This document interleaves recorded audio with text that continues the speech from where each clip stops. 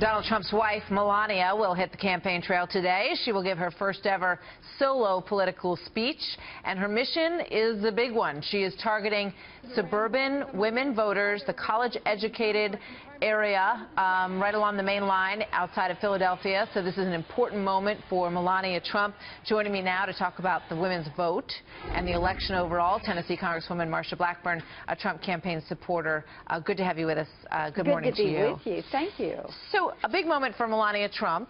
Let's start there. She will talk about, as far as we know, her own immigration experience coming here from Slovenia and what it meant to her to become an American. And what else do you expect?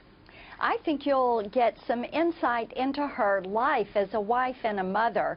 And she has certainly given herself to being a really good mother and stepmother.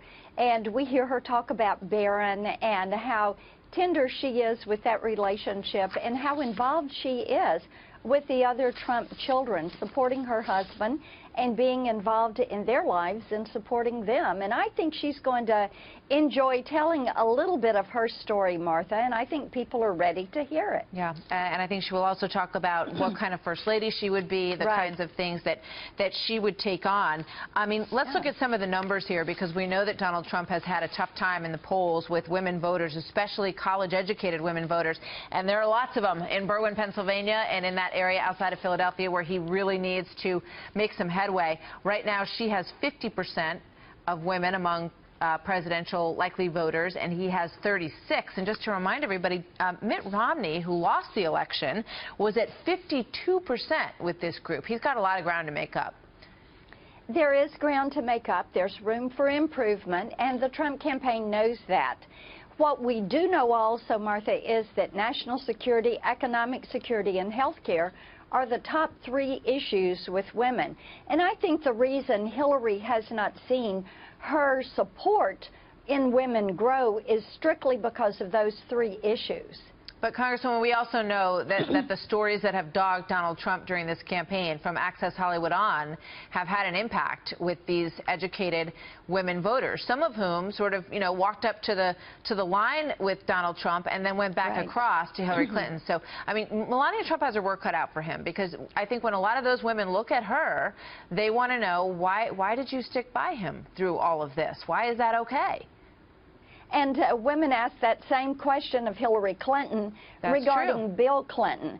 And for Melania, this is going to be an opportunity for her to say, look, I don't defend what my husband said, but look at what Hillary Clinton does and has done, and how she would conduct herself as president.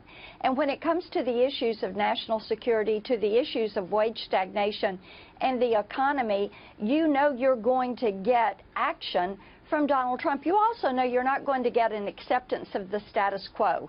And that troubles women. They want to see change in Washington. I hear you, but you know, this is what I've heard from the campaign really across the board since the beginning, and I've been asking them this question for a long time.